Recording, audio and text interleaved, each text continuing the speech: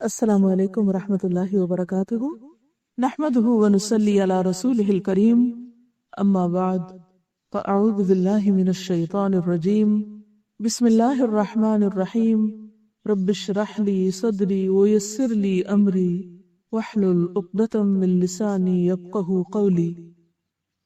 اللہ تعالیٰ نے ہمیں پیدا کیا، وہی ہمارا خالق، وہی مالک، وہی رازق، اور اسی کی طرف ہم سب کو لوٹ کر جانا ہے۔ دنیا میں ہم جو کچھ بھی کر رہے ہیں ان میں سب سے اہم ترین کام اپنے خالق کو راضی کرنا ہے۔ اس زندگی میں جو کچھ بھی ہمارے پاس ہے وہ سب اسی کا دیا ہوا ہے، چھوٹی نعمت ہو یا بڑی، سب اسی کی طرف سے ہے۔ وہی ہمیں پال رہا ہے اور وہی سارے جہانوں کا رب ہے۔ گناہوں کے باوجود اگر ہم زندہ ہیں اور زمین پر چل پھر رہے ہیں اور اس کی نعمتوں سے فائدہ اٹھا رہے ہیں تو یہ سراسر اس کی رحمت ہے، ورنہ انسان صرف ایک دن کیا ایک گھنٹے کے اندر ایسی ایسی غلطیاں کر جاتا ہے، باوجود کوشش کے، باوجود اپنے سے عہد کرنے کے، بندوں سے عہد کرنے کے کہ آئندہ ہم غلطی نہیں کریں گے، ہم پھر غلطی کرتے ہیں۔ اور اگر وہ پکڑنے پر آ جائے تو کوئی جاندار زندہ نہ رہے، کسی کے پاس جینے کا حق بھی نہ رہے، لیکن یہ اس کی رحمت ہے اور بے پناہ رحمت ہے کہ وہ ہماری ان غلطیوں سے درگزر فرما کے ہمیں مزید نعمتیں دیتا چلا جا رہا ہے۔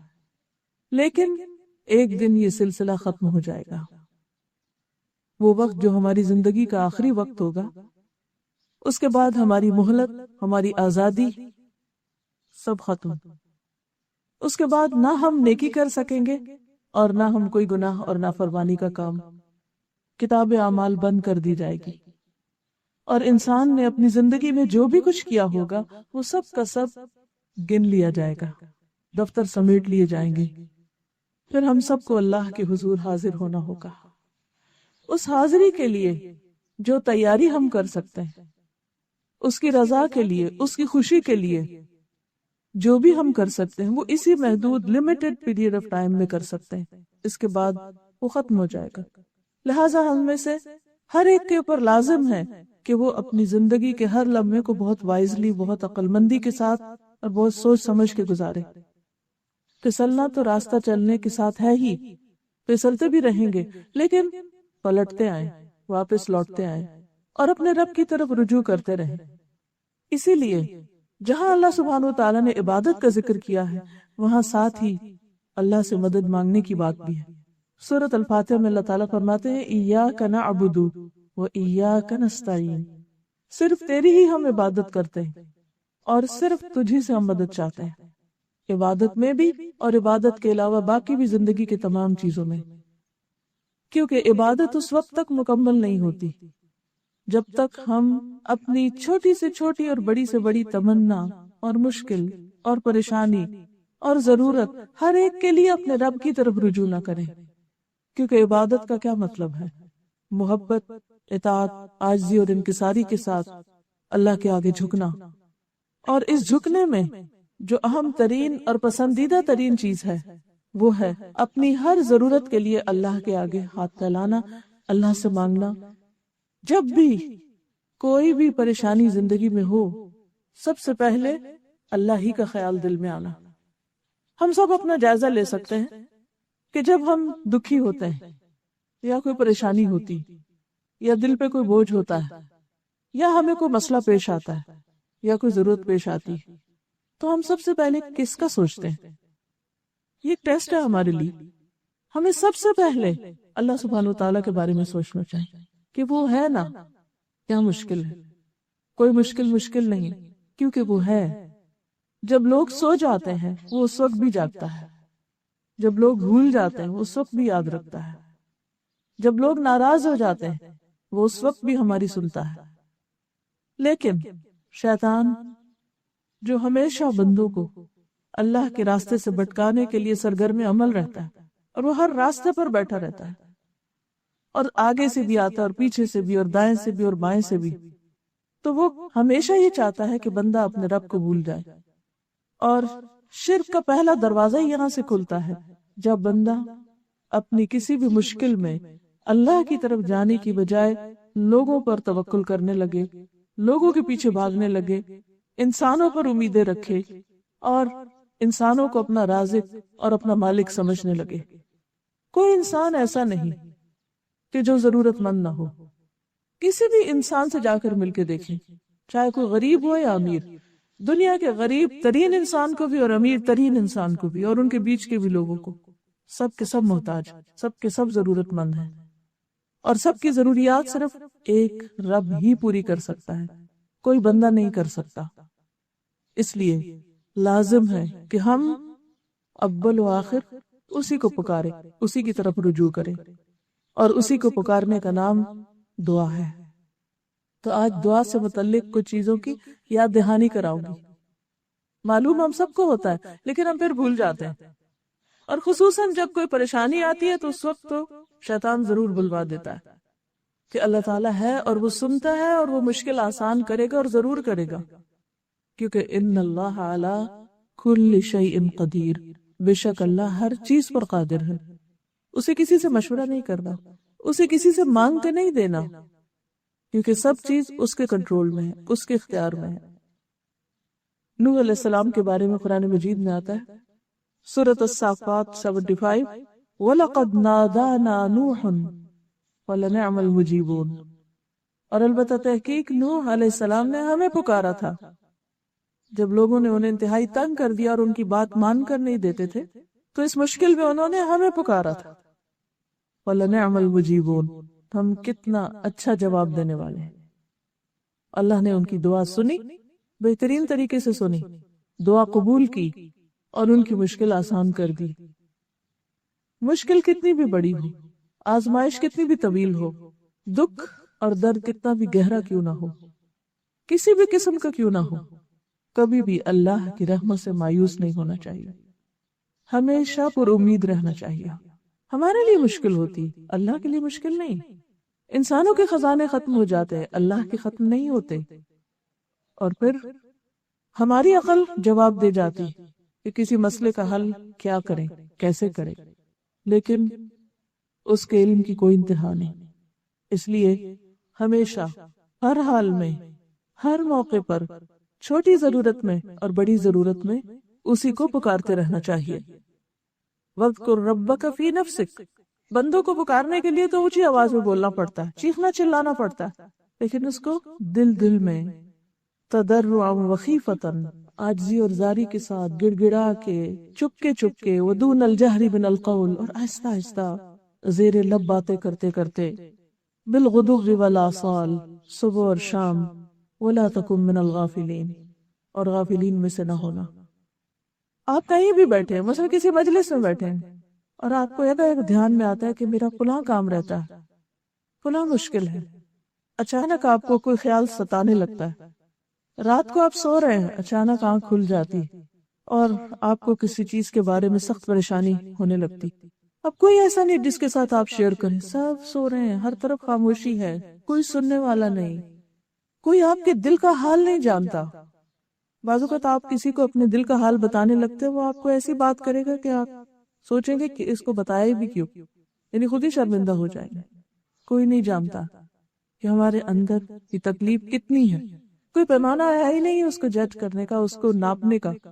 ہمارا بلڈ پریشر جاننے کے لیے تو آلات موجود ہیں، شوگر چیک کرنے کے لیے بھی ہیں، بخار ہو گیا اس کو بھی جان سکتے ہیں، لیکن اندر کسی کے دکھ اور درد اور زخم کتنے ہیں، کوئی پیمانہ نہیں، کوئی نہیں جان سکتا سوائے اس ایک اللہ کے۔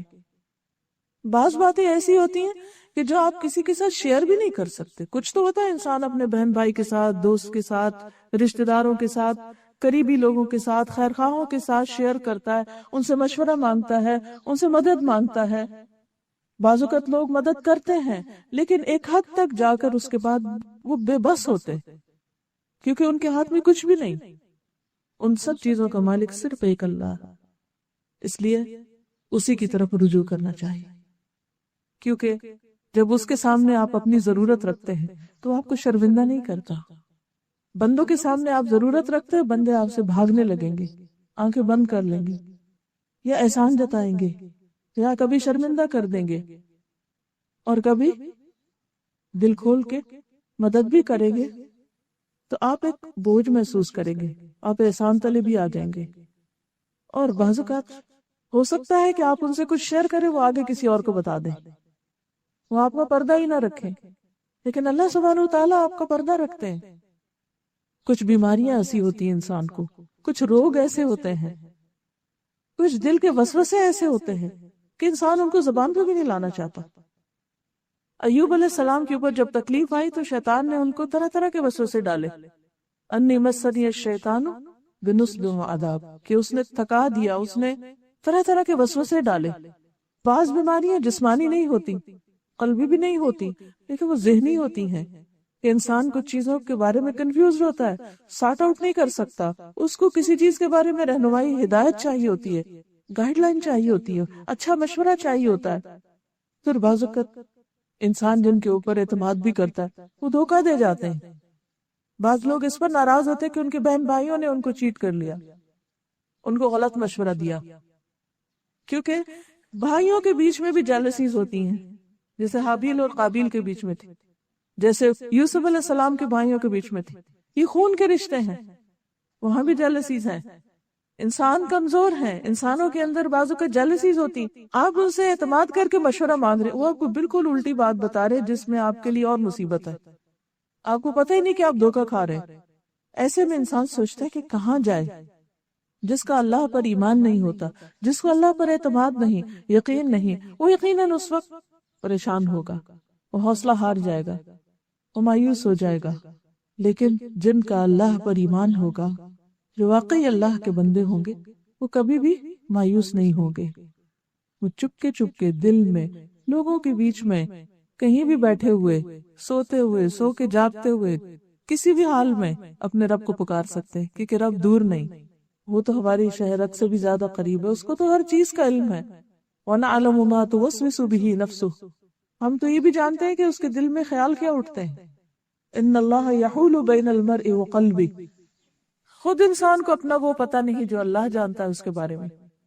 تو اس لیے ہر حال میں اسی کو پکارتے رہنا چاہیے. قُلْ مَن يُنَجِّيكُم مِّن ظُلُمَاتِ الْبَرِّ وَالْبَحْرِ تَدْعُونَهُ تَضَرُّعًا وَخُفْيَةً، آپ کہیے کہ وہ کون ہے جو تم کو خشکی اور دریا کے اندھیروں سے نجات دیتا ہے. یعنی جب کشتیاں ڈوبنے لگتی ہیں تم اس کو پکارتے ہو گڑ گڑا کر اور چپکے چپکے کہ اگر تو ہم کو ان سے نجات دے تو ہم ضرور شکر کرنے والوں میں سے ہو جائیں گے. کیونکہ اس وقت انسان پھر اللہ سے عہد بھی باندھتا ہے کہ ہم اطاعت گزار ہوں گے. پھر ہم دیکھتے ہیں کہ تمام پیغمبروں نے اللہ رب العزت ہی کو پکارا جب بھی ان پر کوئی مشکل آئی، اور اللہ تعالیٰ نے سب انسانوں کے لیے دروازہ کھلا رکھا ہے. فرمایا وَإِذَا سَأَلَكَ عِبَادِي عَنِّي وَإِنِّي قَرِيبٌ أُجِيبُ دَعْوَةَ الدَّاعِ إِذَا دَعَانِ، جب میرے بندے آپ سے میرے بارے میں پوچھیں کہ ہمارا رب کہاں ہے، وہ سنتا ہے یا نہیں، وہ مشکل حل کر سکتا ہے یا نہیں، تو ان کو بتا دیجئے کہ میں ان سے بہت ہی قریب ہوں. جب بھی کوئی پکارنے والا مجھے پکارتا ہے تو میں اس کی پکار سنتا ہوں. لہذا جب آپ دعا کریں تو اس وقت یہ یاد رکھیں کہ میری یہ دعا اس وقت میرا رب سن رہا ہے، وہ سن رہا ہے. کبھی غم کے مارے منہ سے بھی الفاظ نہیں نکلتے تو اس وقت سوچا کریں کہ اس وقت میرا رب میرے دل کا حال جانتا ہے، وہ میری پریشانی سے، میرے دکھ سے واقف ہے، جبکہ اور کوئی اندازہ نہیں کر سکتا کہ میں کس حال میں ہوں.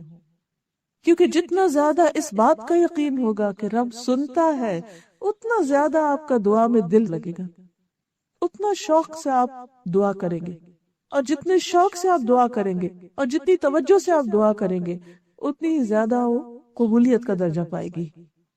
اور پھر اللہ تعالیٰ صرف سنتے نہیں، اجیب دعوت الداعی، میں جواب دیتا ہوں. گویا دعا کے وقت آپ اپنے رب سے بات کر رہے ہوتے ہیں اور وہ آپ کو جواب دے رہا ہوتا ہے.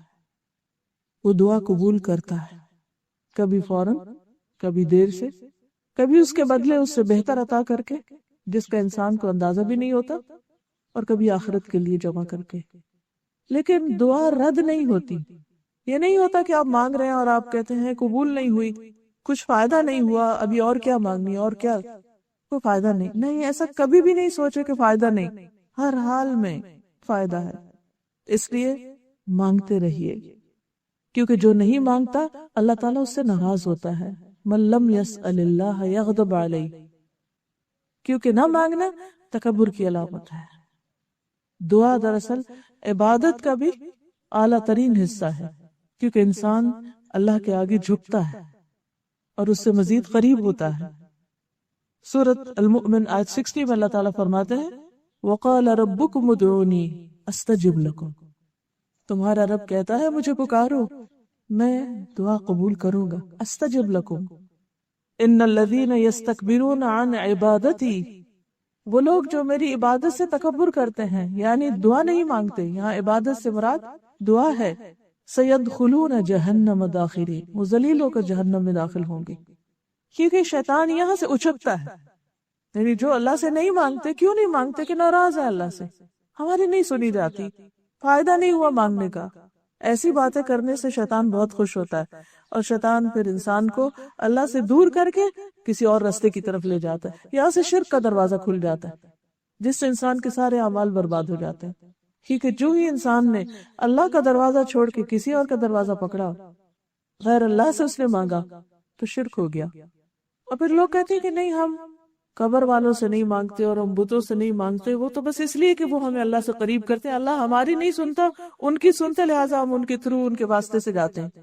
جبکہ اللہ سبحانہ وتعالیٰ فرماتے ہیں وَقَالَ رَبُّكُمُ ادْعُونِي، ان کے پاس نہیں جاؤ، مجھے پکارو. استجب لکم، میں جواب دوں گا تم کو، مایوس نہ ہو. اور یہ ایک حقیقت ہے کہ دعا جو ہے وہ انسان کے لیے اجر کا باعث ہے، یعنی سراسر عبادت ہے. یعنی ہم مانگ اپنی ضرورت کی چیز رہے ہوتے ہیں اور اس کے لیے بھی اجر لکھا جا رہا ہوتا ہے. یعنی کتنے حیرت کی بات ہے. جو ملے گا وہ تو ملے گا، لیکن اگر فوراً نہیں مل رہا تو وہ نامہ اعمال میں عبادت کے طور پر لکھی چلی جا رہی. چاہے اپنی زبان میں مانگے، اردو میں مانگے، انگریزی میں مانگے، عربی میں مانگے، کسی زبان میں مانگے، قرآن کے الفاظ میں مانگے، حدیث کے الفاظ میں مانگے، یا اپنی زبان میں مانگے، کچھ بھی مانگیں گے وہ عبادت ہے. الدعاء والعبادہ، دعا ہی عبادت ہے. ایک اور حدیث میں آتا ہے کہ افضل العبادت الدعاء، عبادت میں سے افضل ترین عبادت دعا ہے. اور یہ بھی ہمیں پتہ چلتا ہے کہ دعا کی قبولیت کا اتنا یقین ہونا چاہیے کہ جیسے حدیث میں آتا ہے کہ دعا تقدیر کو بدل دیتی. لا يرد القضاء الا الدعاء، قضاء کو دعا کے سوا کوئی چیز پھیر نہیں سکتی. ولا يزيد في العمر الا البر، اور عمر میں اضافہ نیکیوں سے ہوتا ہے. یعنی کوئی بھی احسان آپ کسی پہ کرتے ہیں تو آپ کی زندگی میں برکت ہو جاتی ہے. علماء نے اس کے دو معنی کیے. ایک تو یہ کہ لٹرلی آپ مثلا 5 سال جینے والے تھے تو 10 سال اللہ تعالیٰ کے حکم سے اس نیکی کی وجہ سے آپ کو اور موقع مل گیا دنیا میں جینے کا. اور دوسرا یہ معنی بھی کیا جاتا ہے کہ آپ جیے تو وہی 5 سال اور، لیکن ان 5 سالوں میں آپ نے وہ کام کیے جو کوئی 10 سال میں کرے. یعنی شارٹ پیریڈ آف ٹائم میں بھی آپ ایسی ایسی نیکیاں کر جاتے ہیں. اچھا، ہمارے نزدیک نیکیاں یا عبادت اور ان کی جو کوانٹٹی ہم بعض کو صرف نمبر سے کرتے ہیں، جبکہ اللہ کے ہاں صرف کسی چیز کے نمبرز نہیں کاؤنٹ ہوتے. یہ بھی ہوتا ہے کہ کسی کے پاس صرف ایک ہی نمبر ہو لیکن وہ اتنا زبردست ہو کہ وہ 1000 سے بھی بہتر ہو. مثال کے طور پر حدیث میں آتا ہے الدال علی الخیر کفاعلہ، نیکی کی راہ دکھانے والا ایسا ہی جیسے اس کو کر لینے والا. آپ نے کسی کو صرف راہ لگا دیا، کسی کو ایک کتاب دے دی، کسی کو کوئی راستہ بتا دیا، کسی کو کسی درس میں بلا لیا، کسی کو کسی جگہ جوڑ دیا، کسی کو کوئی اچھی میل بھیج دی، کسی کو کسی اچھے لنک سے. صرف آپ نے راستہ بتایا، صرف ایک لفظ میں کسی کو ٹیکسٹ کر دیا، کسی کو فون پہ بتا دیا، کسی کو کسی ملاقات میں. ہم دن میں کتنے لوگوں سے ملتے ہیں، شادیوں پر، پارٹیوں میں، دعوتوں میں. ایک ایک اچھی بات بھی کسی کو بتا کے اس کو اگر ایک راستے پہ آپ لگا دیتے، اس کے بعد وہ جتنی دفعہ وہ کام کرتا ہے وہ سارا اجر آپ کو ملتا چلا جاتا ہے. پھر اسی طرح اور بھی بہت سے مواقع اللہ سبحانہ وتعالی رکھے. اچھا، اسی طرح یہ بھی آتا ہے کہ بعض اوقات انسان نیکیاں کرتا جاتا ہے لیکن اس سے اتنے درجے بلند نہیں ہوتے کہ کوئی آزمائش یا تکلیف آ جاتی ہے اور اس پر وہ صبر کرتا ہے اور اس تکلیف میں اللہ کی رضا پہ راضی رہتا ہے، تو اس سے ایک دم اس کے درجے بڑھ جاتے ہیں. جیسے آپ نے دیکھا ہوگا کہ پودے ہیں تو بعض اوقات کچھ پودے ایسے ہوتے ہیں کہ وہ بہت آہستہ آہستہ گرو کرتے ہیں، پھر ایک سرٹن ایج پر آ کر ایک دم شوٹ کرتے ہیں. جیسے وہ ایک بانس کا درخت ہے جو بیمبو کا، وہ پہلے چند سالوں میں صرف چند فیٹ 4-5 فیٹ تک بڑھتا ہے، پھر اچانک ایک دم 80 فیٹ تک جاتا ہے، بہت اونچا ہو جاتا ہے۔ تو مجھے ہمیشہ اس سے یہ مثال یاد آتی کہ بعض اوقات انسان نیکی کے کام کر رہا ہے، اپنی روٹین کی نماز روزہ کر رہا ہے، آدھی لائف ہے اس کی روٹین کی، کہ اچانک کوئی ایسا ٹیسٹ آ جاتا ہے زندگی میں کہ اس کی ساری روٹین درہم برہم ہو جاتی ہے۔ اب اس کی وہ عبادت، مثلا روزے کا عادی تھا، ہفتے میں سوموار جمعرات کا رکھ رہا ہے، تہجد کی نماز پڑھ رہا ہے، کچھ سب ٹھیک ہے کر رہا تھا، لیکن اب ایسا زلزلہ اس کی زندگی میں آیا، کوئی ایسی تکلیف آ گئی کہ وہ اس کے روزے بھی چلے گئے، اس کی تہجد بھی، اب وہ پریشان ہے کہ میری نیکی کی تو روٹین ختم ہو گئی، چھوٹ گئی۔ لیکن اس کو نہیں یہ معلوم ہوتا یا اس کو خیال نہیں آتا کہ اس تکلیف سے جو اس نے صبر کیا اور اللہ کی رضا پہ راضی رہا اور اپنی زبان سے کوئی غلط کلمہ نہیں نکالا، وہی بیمبو کے درخت کی مثال کی طرح وہ ایک دم درجے میں وہاں گیا، پلس وہ جو بیماری سے پہلے یا تکلیف سے پہلے وہ نیکیاں کر رہا تھا ان کا اجر بھی لکھا گیا، کیونکہ وہ ان کو روٹین میں کرتا تھا۔ وہ حدیث میں آتا ہے کہ ایک شخص عام دنوں میں جو عبادت کرتا ہے، اگر بیماری یا سفر کی وجہ سے اس کی عبادت میں خلل آتا ہے تو فرشتے اس کے وہ عبادت بھی ساتھ ساتھ لکھتے چلے جاتے ہیں، یعنی وہ اجر کا سلسلہ منقطع نہیں ہوتا، اگرچہ وقتی طور پر آپ کی وہ عبادت کا سلسلہ منقطع ہو جاتا ہے۔ اب اس میں کیا ہوتا ہے؟ تکلیف میں ایک تو صبر، اور دوسری کیا چیز درجے بلند کرتی؟ دعا۔ عام حالات میں ہم اتنی دعائیں نہیں کرتے، جب سب ٹھیک ہوتا ہے، ہم فزیکلی بھی فٹ ہوتے ہیں اور ہر چیز ہماری مرضی کے مطابق چل رہی ہوتی ہے، تو ہم نماز پڑھتے ہیں، نماز پڑھ کے تو سوچتے کیا دعا مانگے، سب ٹھیک تو ہے، چلو اٹھو کچھ اور کرو۔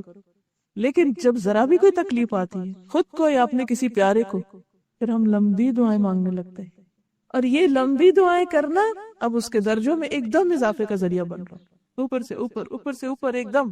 اس لیے لازم ہے کسی حال میں بھی ہو اللہ کی رضا پہ راضی رہیں، اللہ کی رضا پہ راضی رہیں کہ اللہ اگر تو نے مجھے امن اور سلامتی کے ساتھ نیکی کی توفیق دی ہے تو میں اس پر بھی راضی، اور اگر تو نے کسی آزمائش کے ذریعے مجھے صبر کی توفیق دی ہے تو میں اس پر بھی راضی، میں ہر حال میں تجھ سے راضی، کچھ دیا میں اس پر بھی شکر گزار، اور اگر دے کر واپس لے لیا میں اس پر بھی شکر گزار، اور اگر تو نے مجھے دیا ہی نہیں تو میں اس پر بھی شکر گزار، میں ہر حال میں شکر گزار۔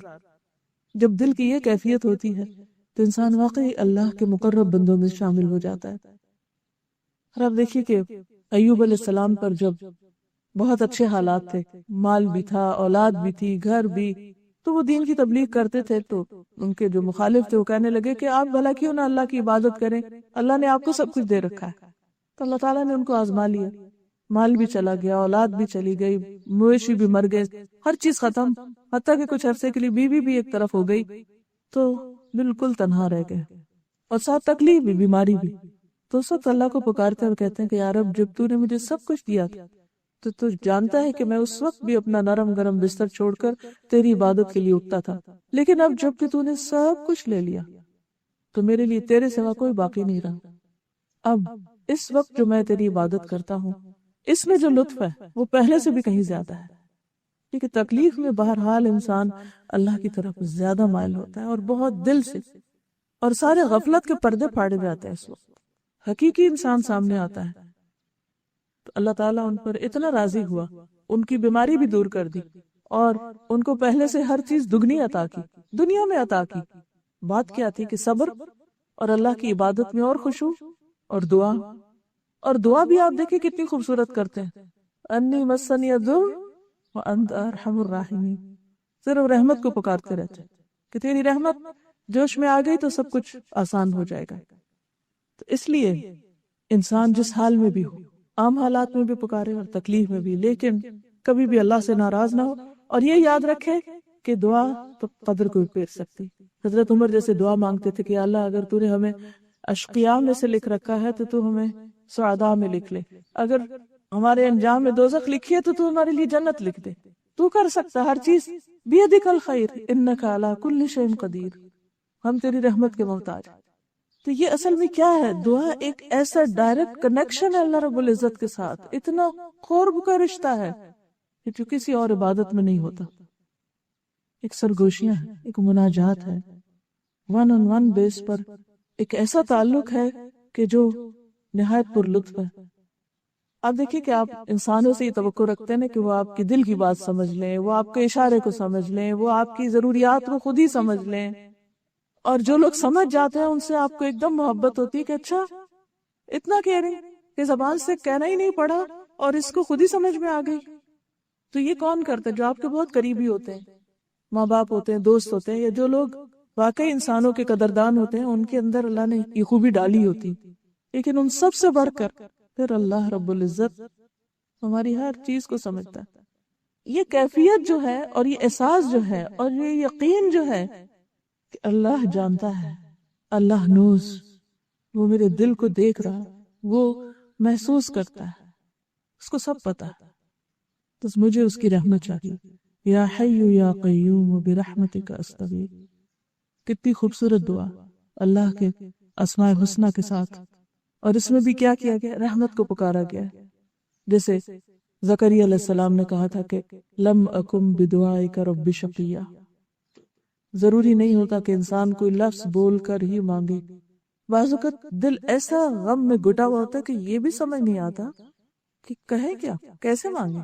انسانوں سے جب کچھ مانگنا ہوتا ہے آپ کو تو کتنی دفعہ سوچتے ہیں کیا الفاظ استعمال کریں، کیسے اپروچ کریں، کیا کہیں، کیا بتائیں، کہیں اوفینڈ نہ ہو جائیں، کہیں ناراض نہ ہو جائیں، کہیں ہم سے دور نہ ہو جائیں، کہیں مس انڈرسٹینڈنگ نہ ہو جائے۔ کتنا کچھ سوچتے ہیں، کیونکہ یہ سارے ایکسپیرینس ہم کرتے رہتے ہیں کہ ہماری نیت میں کچھ ایسا نہیں ہوتا، دوسرا کچھ سے کچھ سمجھ لیتا، ہم کچھ کہہ رہے تھے وہ کچھ اور کہہ رہا ہوتا، لیکن اللہ تعالیٰ کے ہاں ایسا کچھ بھی نہیں ہے، نہ کوئی مس انڈرسٹینڈنگ ہے اور نہ ہی کسی قسم کی کوئی ناراضگی ہے۔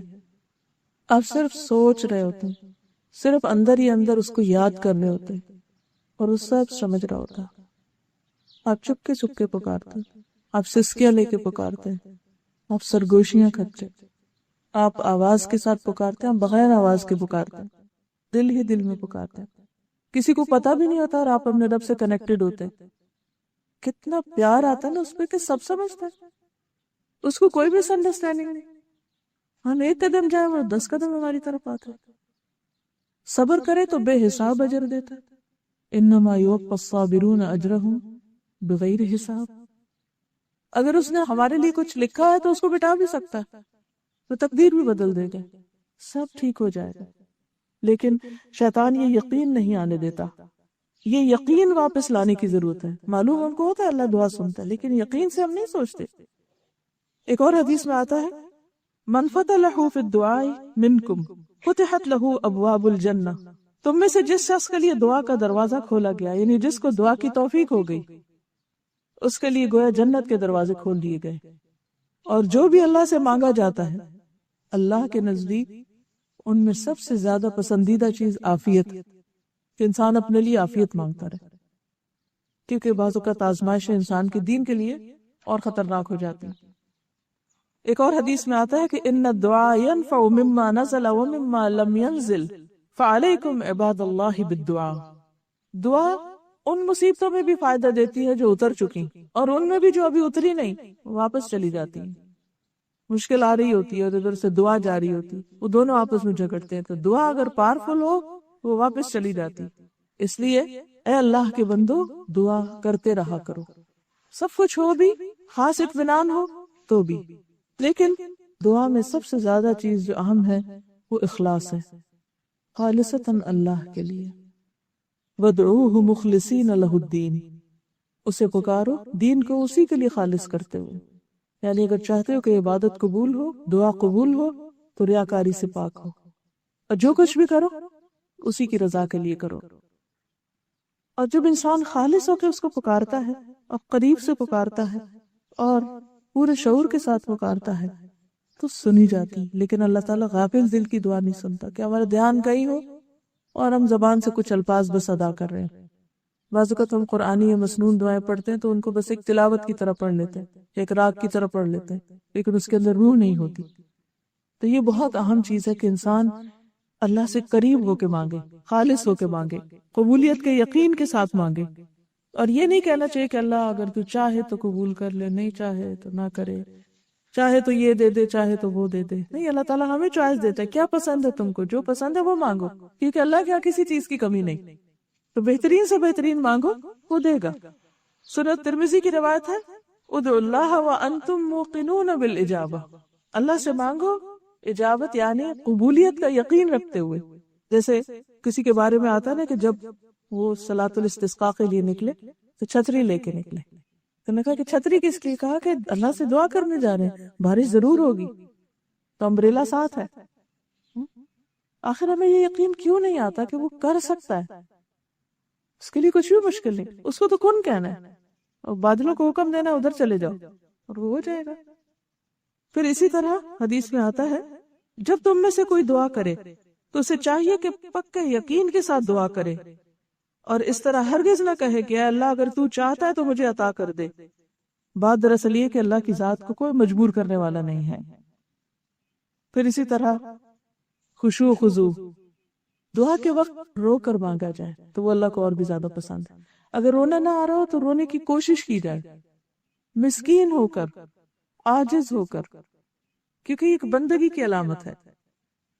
حدیث میں آتا ہے کہ نبی صلی اللہ علیہ وسلم نے ابراہیم علیہ السلام کے متعلق اللہ تعالیٰ کے قول کہ انہوں نے کہا تھا کہ رب انہن اضللن کثیرا من الناس فمن تبعنی فانہ منی، اور عیسیٰ علیہ السلام کے قول ان تعذبہم فانہم عبادک وان تغفر لہم فانک انت العزیز الحکیم، جب یہ تلاوت کی تو اپنے دونوں ہاتھ اٹھا کر دعا فرمانے لگی، اے اللہ میری امت میری امت، اور یہ کہتے ہوئے رو دیے.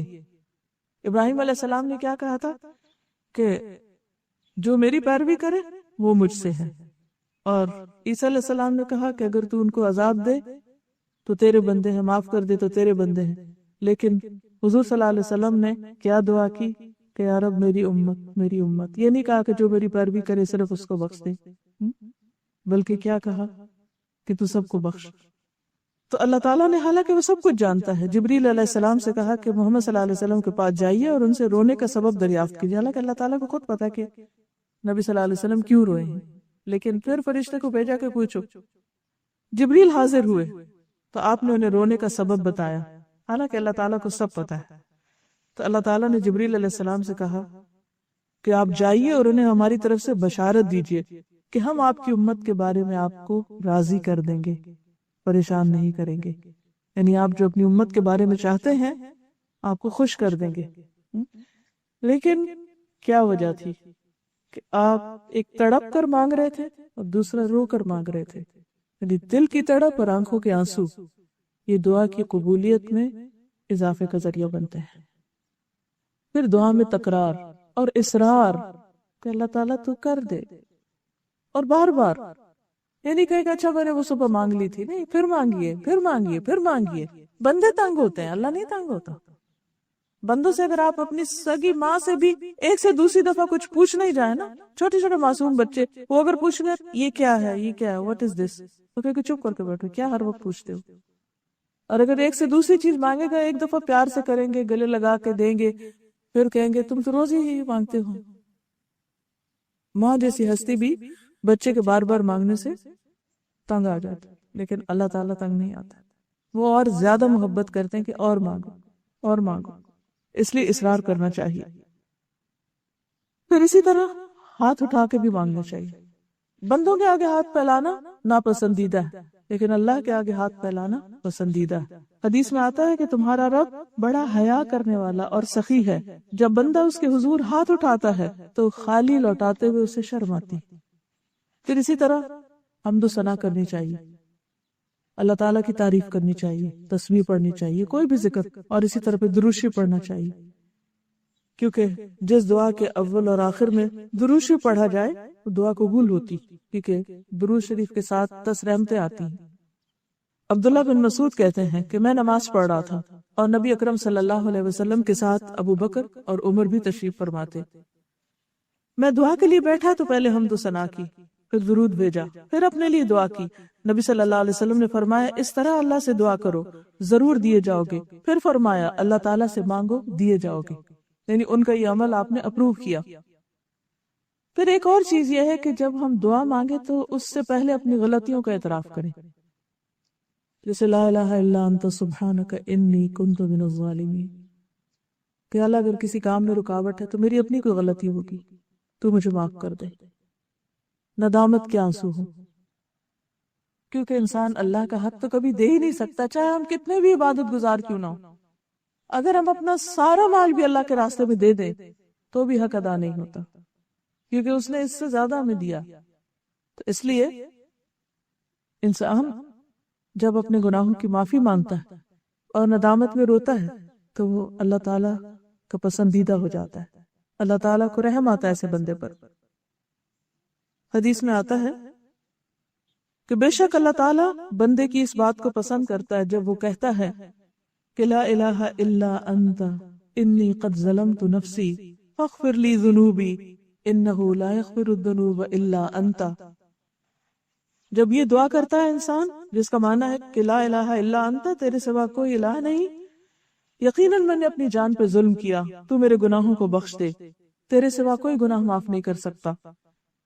تو یہ سن کر اللہ تعالیٰ خوشی سے فرماتا ہے کہ میرے بندے نے یہ جان لیا ہے کہ اس کا رب ہے جو معاف بھی کرتا ہے اور سزا بھی دیتا ہے۔ تو اللہ تعالیٰ اس بات پر خوش ہو جاتے ہیں کہ میرا بندہ میرے پاس آیا ہے اپنی غلطیوں کو دھونے کے لیے۔ تو اس کے بعد پھر اللہ تعالیٰ جب خوش ہوتے ہیں تو انسان اس سے مانگے تو اس میں قبولیت کے زیادہ چانسز ہوتے ہیں۔ اور ایک اور روایت میں آتا ہے کہ غفرت لعبدی، میں نے اپنے بندے کو بخش دیا، معاف کر دیا، کیونکہ گناہ انسان کے رزق میں بھی رکاوٹ بنتے ہیں، گناہ انسان کی دعاؤں کی قبولیت میں بھی رکاوٹ بنتے ہیں۔ اس لیے انسان کو اپنے گناہوں کو دور کرنے کے لیے، ان کو ہٹانے کے لیے پہلے کام کرنا چاہیے۔ اسی طرح سب سے پہلے اپنے لیے مانگنا چاہیے، پھر والدین کے لیے، قریبی لوگوں کے لیے، پھر سب کے لیے۔ ربنا اغفر لی ولوالدی وللمؤمنین یوم یقوم الحساب۔ نبی صلی اللہ علیہ وسلم جب کسی کا ذکر کرتے تو اس کے لیے دعا کرتے، اور دعا کی ابتدا اپنے سے کرتے۔ اس میں ایک فائدہ یہ بھی ہے کہ انسان جب کسی کے لیے دعا کرتا ہے اور اس سے پہلے اپنے لیے مانگتا ہے تو اس کا مطلب ہے وہ وہی چیز اپنے لیے مانگ رہا ہے جو اس کے حق میں بہتر ہے، تو دوسرے کے لیے بھی وہ مانگ رہا ہے جس کو وہ اپنے لیے پسند کرتا ہے، کیونکہ ایمان کا تقاضا یہ ہے کہ ہم دوسرے کے لیے وہ پسند کریں جو ہم اپنے لیے کرتے ہیں۔ تو دعا میں بھی یہی اصول ہے۔ پھر یہ ہے کہ ضروری نہیں کہ بہت لمبی دعا کی جائے، ٹھیک ہے کبھی کبھی انسان لمبی بھی کر سکتا ہے، لیکن اگر دعا میں چند مختصر الفاظ بھی ہوں مگر کوالٹی اس کی اچھی تو وہ زیادہ بہتر ہے۔ جیسے لا الہ الا انت سبحانک انی کنت من الظالمین، اور ساتھ انسان روئے اور اللہ کو پکار کے اٹھ جائے، اتنا بھی کافی ہو جائے گا۔ کیونکہ بعض اوقات ہم سمجھتے ہیں کہ ابھی وقت نہیں، پھر ٹھہر کے دعا کریں گے، جب سب کام ہو جائیں گے بائی دا ٹائم ہم تھک چکے ہوتے ہیں، پھر ہمت ہی نہیں رہتی، کوالٹی نہیں ہوتی۔ تو جب دل میں آئے، بس آپ کچن میں کام کر رہے ہیں، کھڑے، آپ کو کوئی سوچ آتی، کوئی خیال آتے، کوئی پریشانی کی لہر آتی، ویٹ نہ کرے گا اچھا زور کی نماز پڑھیں گے تو پھر دعا مانگیں گے، ادھر ہی کھڑے ہو کے رو کے اللہ سے مانگیں۔ بعض اوقات انسان کے بس شارٹیسٹ ٹائم ہوتا ہے۔ یونس علیہ السلام نے مچھلی کے پیٹ میں کتنا مانگا، معلوم نہیں اس وقت ان کا حال کیا ہوگا، سانس بھی آ رہا ہوگا کہ نہیں، اتنے اندھیرے میں اور ایسی بند جگہ کے اوپر، لیکن اس وقت انہوں نے چھوٹے سے الفاظ میں اللہ تعالیٰ کو پکارا اور اللہ نے ان کی اتنی بڑی پریشانی دور کری۔ پھر وہ اتنے اندھیروں میں چلے گئے تھے، باہر نکل آئے، انبلیویبل۔ اگر قرآن میں یہ نہ لکھا ہوتا وہ یقین ہی نہ آئے، لیکن وہ 1,00,000 دفعہ انہوں نے نہیں پڑھا۔ تو ضروری نہیں کہ ہم بہت لمبی دیر تک کریں تو ہی سنی جائے گی، ٹھیک ہے جتنی چاہیں آپ لمبی کریں، اس میں بھی کوئی پابندی نہیں، مگر چھوٹی سے چھوٹی دعا بھی جامع دعا ہو۔ پھر اسی طرح اللہ سبحانہ وتعالیٰ کے ناموں کے ساتھ دعا کی جائے، وَلِلَّهِ الْأَسْمَاءُ الْحُسْنَى فَادْعُوهُ بِهَا۔ تو بعض دعاؤں میں تو آلریڈی اللہ کے نام موجود ہیں، لیکن اگر آپ کسی بھی خاص نام کے ساتھ اللہ کو پکارنا چاہیں جو آپ کا محبوب نام ہو، جس نام کے ساتھ آپ اللہ کی محبت محسوس کریں، ہم عام طور پر یا اللہ، یا رب یہ تو کہتے ہیں، یا ربنا تو کہتے ہیں، یا اللہم کہتے ہیں، لیکن یا حی یا قیوم یا کوئی بھی اور نام، وَلِلَّهِ الْأَسْمَاءُ الْحُسْنَى، اس میں صرف چند ناموں کی بات نہیں، فَادْعُوهُ بِهَا، کہ جس کے ساتھ چاہیں اللہ کو پکاریں۔ پھر اسی طرح یہ ہے کہ قبلہ رخ ہوئے بغیر بھی دعا کر سکتے ہیں، لیکن اگر قبلہ رخ ہو جائے تو اور بھی اچھا ہے۔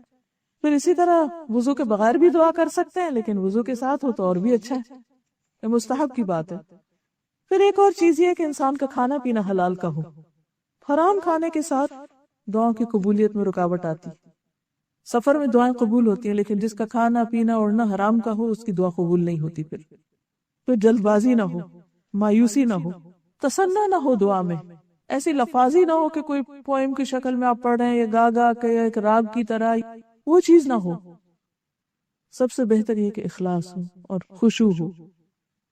پھر کوشش کریں کہ کسی کے لیے بد دعا نہ ہو، چاہے وہ کوئی کتنا ہی تنگ کرے، کیونکہ ہو سکتا ہے کہ کوئی شخص بد دعا کرے کسی کے لیے اور اس کو پہنچنے کی بجائے وہ اسی پہ پلٹ آئے جس نے بد دعا کی. کیونکہ ہر انسان کی حقیقت تو اللہ ہی کو پتا ہے. ایک شخص بظاہر ہماری نظر میں بہت خراب ہو سکتا ہے، ہمیں نہیں معلوم اس کا اللہ سے کیا تعلق ہے، وہ چھپ کر کون سی نیکیاں کر رہا ہے جو ہمیں معلوم ہی نہیں ہے. ہم تو لوگوں کی صرف ظاہریت کو جانتے ہیں، تو اس لیے ججمنٹل نہیں ہونا چاہیے، سرفیس ویلیو پہ لوگوں کے ساتھ معاملہ کرنا چاہیے.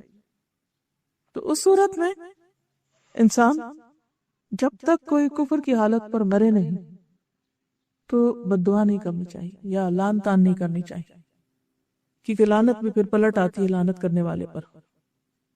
پھر قبولیت کے کچھ خاص اوقات جو ہیں، جیسے رات کا آخری حصہ ہے، سحری کا وقت، وبالاسحار هم یستغفرون.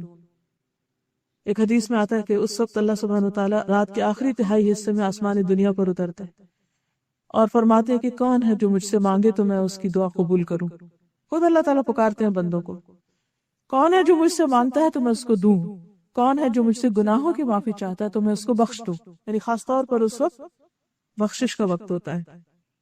نبی صلی اللہ علیہ وسلم نے فرمایا رات کے آخری حصے میں رب اپنے بندے کے بہت قریب ہوتا ہے، لہٰذا اگر اس وقت اللہ کو یاد کرنے والوں کی صف میں شامل ہو سکو تو ہو جاؤ.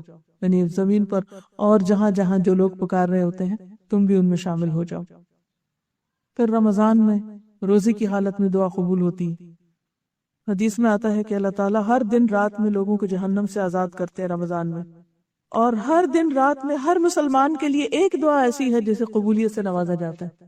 یعنی یہ رمضان کے مہینے کا خاص تحفہ ہے. تو لیلۃ القدر کی دعا، عرفہ کے دن جو حاجی ہوتے ہیں ان کی دعا، آذان اور اقامت کے بیچ کی دعا. بہت سے لوگ اس وقت سے غافل ہوتے ہیں، اس وقت کی دعا رد نہیں کی جاتی. یعنی آذان کا جواب دے کر دعائیں کرنا حتیٰ کہ اقامت ہو جائے. پھر سجدے میں انسان سب سے زیادہ قریب ہوتا ہے. پھر فرض نماز کے بعد کی دعا، جمعہ کے دن خاص گھڑی کی دعا، کفار سے جنگ کرتے وقت کی دعا، پھر مصیبت کے وقت کی دعا، انا للہ و انا الیہ راجعون، اللہم اجرنی فی مصیبتی واخلف لی خیرا منہا. یعنی دکھی انسان کے دل سے جو دعا اٹھتی ہے وہ بھی قبولیت کا درجہ پاتی ہے. زمزم پیتے وقت کی دعا، بارش کے اترتے وقت دعا، قرآن مجید پڑھنے کے بعد کی دعا، مرغ کی آواز سننے پر. ایک دن کسی سے ملاقات ہوئی تو وہ کافی برہم تھی کہ وہ ان کے ہمسائے جو ہیں وہ انہوں نے مرغی رکھے ہوئے اور وہ بہت شور مچاتے ہیں دن کو. اب ایک ہم اس پہ پریشان رہ سکتے اور دوسرا ہم خوش ہو سکتے ہیں کہ اس وقت دعا قبول ہوتی ہے. تو جب مرغا بولے ست فوراً دعا شروع کر دیں، وہ ہمیں سمجھے کہ ریمائنڈر دے رہا ہے، تو پریشانی کی بجائے انسان خوش ہونے لگے. سچویشن وہی ہے لیکن ایٹیٹیوڈ بدل جائے گا ہمارا کہ وہ ریمائنڈر. یہ صحیح بخاری کی روایت ہے، جب تم مرغ کے بولنے کی آواز سنو تو اللہ تعالیٰ سے اس کے فضل کا سوال کرو، کیونکہ وہ اس وقت فرشتہ دیکھتا ہے. اور جب تم گدھے کے ہینگنے کی آواز سنو تو اللہ تعالیٰ کی پناہ مانگو، کیونکہ وہ شیطان دیکھ رہا ہے. دونوں سچویشن.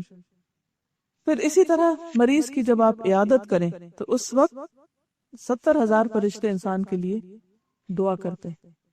ہم بعض اوقات لوگوں سے کہتے رہتے ہیں آپ ہمارے لیے دعا کریں، دعاؤں میں یاد رکھیں، لیکن کچھ کام ایسے ہیں کہ اگر آپ وہ کریں تو اللہ تعالیٰ آپ کے لیے فرشتے مقرر کر دے گا جو آپ کے لیے دعائیں کریں گے. جس دن آپ پریشان ہوں، دکھی ہوں، تو کسی مریض کی عیادت کے لیے چلے جائیں. ایک تو اس کی تکلیف دیکھ کے آپ کو اپنی تکلیف بھول جائے گی، اپنی کم ہونے لگے گی، اور دوسرے یہ کہ فرشتے آپ کے لیے دعائیں شروع کر دیں گے. پھر اسی طرح جو شخص اللہ کے راستے میں مجاہد ہوتا ہے، حج یا عمرہ کرتا ہے، جو فی سبیل اللہ نکلتا ہے، اس کی دعا قبول ہوتی ہے، جسے مسافر بھی ہوتا ہے. پھر اسی طرح جو مظلوم ہوتا ہے، جس پہ کوئی ظلم کرے. پھر والد جو اپنی اولاد کے لیے دعا کرے، باپ کی دعا بچوں کے حق میں. پھر اسی طرح اولاد جو اپنے والدین کے حق میں دعائیں کرتے ہیں. مرنے کے بعد سارے اعمال ختم ہو جاتے ہیں سوائے 3 چیزوں کے. اس میں نمبر 1 ہے ولد صالح یدعو لہ، نیک اولاد جو اپنے والدین کے لیے دعا کرتی ہے، اور صدقہ جاریہ مال میں سے اور علم میں سے جس سے لوگ فائدہ اٹھائیں. پھر کسی کی غیر موجودگی میں اس کے لیے دعا کرنا، کسی کو دکھی دیکھا اس کے لیے بیٹھ کے دعا کریں، کسی کو بیمار دیکھا اس کے لیے دعا کریں، کسی نے آپ سے اپنی کسی پریشانی کا ذکر کیا، اب آپ اپنے لیے دعا کریں، اس کے لیے بھی کریں۔ آپ چاہتے ہیں آپ کے بچوں کو ہدایت ملے، آپ دوسرے کو بچے کی ہدایت کی دعا کریں۔ آپ چاہتے ہیں آپ کو رزق ملے، آپ دوسروں کے لیے کشادگی کی دعا کریں۔ کوئی چیز جو آپ اپنے لیے چاہتے ہیں دوسروں کے لیے مانگنا شروع کر دیں، اللہ تعالیٰ ایسا فرشتہ مقرر کرے گا جو آپ کے لیے دعا کرے گا کہ اللہ اس کو بھی عطا کر جو دوسرے کے لیے مانگ رہا ہے۔ پھر اسی طرح عادل حکمران جو ہے اس کی دعا قبول ہوتی۔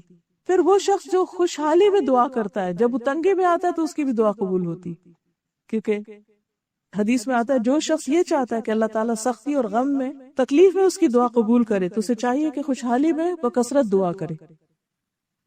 پھر رات کو جس وقت آنکھ کھلے اس وقت دعا کرنا، اور یہ تو بہت ہی خوبصورت دعا ہے۔ صحیح بخاری کی حدیث ہے، من تعار من اللیل فقال لا الہ الا اللہ وحدہ لا شریک لہ لہ الملک ولہ الحمد وہو علی کل شیء قدیر الحمد للہ وسبحان اللہ ولا الہ الا اللہ واللہ اکبر ولا حول ولا قوة الا باللہ۔ پھر اس کے بعد کہ اللہم اغفر لی، یا کوئی اور دعا کرے تو اس کی دعا قبول ہوگی۔ جو عمر بڑی ہوتی ہے رات کو آنکھ ضرور کھلتی، اب بعض لوگوں کو کسی بیماری کی وجہ سے بھی رات کو کئی دفعہ ان کی آنکھ کھل جاتی، تو یہ دعا لکھ کے اپنے پاس رکھ لیں یا زبانی یاد کر لیں۔ یہ سارے حصے ہم کو یاد ہے الگ الگ، صرف اس ترتیب میں یاد کرنے کی ضرورت ہے۔ سب سے پہلے لا الہ الا اللہ وحدہ لا شریک لہ لہ الملک ولہ الحمد وہو علی کل شیء قدیر، سب کو آتا اتنی ہوگی۔ پھر الحمدللہ اور سبحان اللہ، لا الہ الا اللہ واللہ اکبر ولا الہ الا اللہ واللہ اکبر، اور ولا حول ولا قوة الا باللہ۔ اب آپ دیکھیے کہ اتنا پڑھ کے پھر کیا کریں، اللہ مجھے معاف کر دے، اللہم اغفر لی۔ تو جو شخص یہ چاہتا ہے کہ اس کا رزق وسیع ہو، اس کی اولاد ہو، اس کی اور نعمتیں ہوں، تو اس کو استغفار کے لیے کہا گیا۔ سورۃ نوح میں آتا ہے فَقُلْتُ اسْتَغْفِرُوا رَبَّكُمْ إِنَّهُ كَانَ غَفَّارًا يُرْسِلِ السَّمَاءَ عَلَيْكُمْ مِدْرَارًا وَيُمْدِدْكُمْ بِأَمْوَالٍ وَبَنِينَ وَيَجْعَلْ لَكُمْ جَنَّاتٍ وَيَجْعَلْ لَكُمْ أَنْهَارًا مَا لَكُمْ لَا تَرْجُونَ لِلَّهِ وَقَارًا۔ استغفار سے تو اس وقت اللہم اغفر لی کہہ دیں یا کوئی اور دعا۔ تو اگر رات کو سائڈ بھی بدلے اور آنکھ کھل جائے تو یہ دعا پڑھ کے دعا کر، صرف عادت ڈالنے کی ضرورت ہے، تو اس وقت کی دعا قبول ہوتی۔ اور اگر خاص طور اگر رات کے پچھلے حصے میں آنکھ کھلے تو اس وقت اور بھی اللہ تعالیٰ آسمان دنیا پر دیکھ رہے ہوتے ہیں کہ کون مجھ سے مانگے کہ میں اس کو دوں۔ لیکن ہم ان اوقات کو بعض اوقات غفلت سے، بعض اوقات بھول کے ضائع کر دیتے۔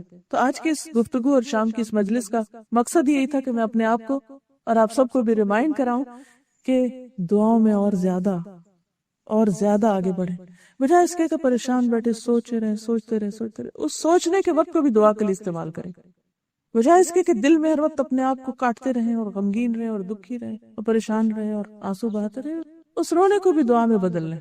تو انشاءاللہ قیامت کے دن جب انسان ان دعاؤں کو بھی جو قبول نہیں ہو ان کا اجر دیکھے گا تو انسان چاہے گا کاش دنیا میں ایک بھی دعا قبول نہیں ہوتی اور سب کا اجر آج مجھے یہاں ملتا، کیونکہ بعض اوقات انسان کے باقی نیکیاں اتنی نہیں ہوتی لیکن یہ جو دعائیں مانگتا رہتا ہے وہ اس کے اعمال میں بہت زیادہ اضافے کا ذریعہ بن جاتے ہیں۔ پھر ایک حدیث میں آتا ہے کہ 3 بندے ایسے ہیں جن کی دعا اللہ تعالیٰ رد نہیں کرتا، کثرت سے اللہ کا ذکر کرنے والا، وہ ذکر کرتا رہتا، بیچ میں کوئی دعا مانگ لیتا ہے اس کی قبول ہو جاتی، مظلوم اور عادل حکمران، پھر اسی طرح توبہ کرنے والا۔ لیکن کچھ لوگ ایسے ہیں کہ جن کی دعا قبول نہیں ہوتی۔ حدیث میں آتا ہے کہ 3 آدمی دعا تو کرتے ہیں لیکن ان کی دعا نہیں قبول ہوتی۔ وہ آدمی جس کی بیوی برے اخلاق والی ہو اور اسے طلاق نہ دے، یعنی انتہائی بد زبان ہے، بد اخلاق ہے۔ وہ آدمی جس نے کسی سے قرضہ لینا ہے لیکن اس پر کوئی گواہ نہ بنایا، تو وہ مانگتا ہے کہ مجھے واپس مل جائے میرا پیسہ لیکن کوئی گواہ نہیں۔ اور وہ آدمی جس نے بے وقوف آدمی کو مال دے دیا، حالانکہ اللہ تعالیٰ نے فرمایا کہ اپنے مال بے وقوفوں کے حوالے نہ کرو۔ اسی ایسے شخص کے ساتھ پارٹنرشپ کی یا انویسٹمنٹ کی کہ جو بے وقوف تھا، اس کو سمجھ ہی نہیں تھی اس کام کی۔ بعض اوقات لوگ اپنی باتوں سے لوگوں کو بے وقوف بنا لیتے ہیں اور لوگ اپنا بڑا بڑا پیسہ گنوا بیٹھتے ہیں، اور وہ انسان دعا کرتے ہیں اللہ وہ میرا پیسہ واپس آئے، میرا جو قرض دیا تھا واپس آئے، میری پریشانی دور ہو، لیکن ان کی نہیں سنی جاتی جو اس طرح کا کام کرے۔ پھر اسی طرح اللہ تعالیٰ فرماتا ہے کہ نیکی کا حکم دو اور برائی سے روکو، اس سے پہلے کہ تم مجھے پکارو اور میں تمہاری دعا قبول نہ کروں۔ کیونکہ امر بالمعروف اور نہی عن المنکر اگر نہیں کرو گے تو بھی دعاؤں کی قبولیت میں رکاوٹ ہوگی. اور تم مجھ سے سوال کرو اور میں تمہیں کچھ عطا نہ کروں، اور تم مجھ سے مدد مانگو اور میں تمہاری مدد نہ کروں. تو اجتماعی حیثیت میں اکٹھے جو امت کی حالت ہے، بعض اوقات ہم سوچتے ہیں نا اتنی حرم میں بھی دعائیں ہوتی ہیں، ہر جگہ ہوتی، کیوں نہیں قبول ہوتی؟ کیونکہ بحیثیت امت ہم اپنے اس فرض کو بھول گئے. ہم اپنے انڈیویجول عبادت کرتے رہتے ہیں، لیکن اگر کوئی غلط کر رہا ہے تو اس کو روکتے نہیں. کوئی کسی کی غیبت کر رہا ہے، کوئی ظلم کر رہا ہے، کوئی کسی کو ستا رہا ہے، اور ہم مشورہ اس کو دے سکتے ہیں، ہم اس کو سمجھا سکتے ہیں، لیکن ہم کہتے ہیں ہم کیا کریں، وہ نہیں سنے گا. نہیں سنے گا یا نہیں، آپ اس کو بتا دو ایک دفعہ. کوئی برا کر رہا ہے تو روک دو، اور اچھی بات پتہ ہے تو شیئر کرو کسی بھی طرح. تو جب آپ اچھی بات دوسروں سے شیئر کرتے، نیکیوں کے دروازے لوگوں کے لیے کھولتے، تو اللہ تعالیٰ آپ کی دعائیں قبول کرتا ہے. پھر ایک اور حدیث میں آتا ہے، المعجم الاوسط طبرانی کی حدیث ہے، آدھی رات کو آسمان کے دروازے کھولے جاتے ہیں اور پکارنے والا آواز دیتا ہے کہ ہے کوئی دعا کرنے والا کہ اس کی دعا قبول کی جائے، ہے کوئی مانگنے والا کہ اسے دیا جائے، ہے کوئی مصیبت زدہ کہ اس کی مصیبت دور کر دی جائے. تو جو مسلمان اس وقت دعا کرتا ہے اس کی دعا قبول ہوتی، مگر زانیہ عورت جو اپنی شرمگاہ کے ذریعے کمائی کرتی ہے اور ٹیکس وصول کرنے والے کی دعا قبول نہیں ہوتی. یعنی زنا یا حرام کام کرنے والوں کی اس وقت قبول نہیں ہوتی، کیونکہ ان کو اپنے اس عمل کو بدلنے کی ضرورت ہے. کیونکہ گناہ انسان کی دعاؤں کی قبولیت میں رکاوٹ بن جاتے ہیں، اور خاص طور پر کبیرہ گناہ جیسے شرک ہے، والدین کی نافرمانی ہے. اب کوئی شخص اپنے ماں باپ کو ستاتا ہے یا اسی طرح زنا یا شراب اور ان حرام کاموں میں پڑا ہوا ہے، تو پھر اس کے لیے مشکلیں بڑھتی چلی جاتی. تو ان گناہوں پر توبہ کر کے اللہ کی طرف رجوع کرنے کی ضرورت ہے. اللہ تعالی ہم سب کو اپنی رحمت فرمائے اور ہمارے گناہوں کو معاف کر دے اور ہمارے دلوں کی پکار کو سنتا رہے. وآخر دعوانا ان الحمد للہ رب العالمین.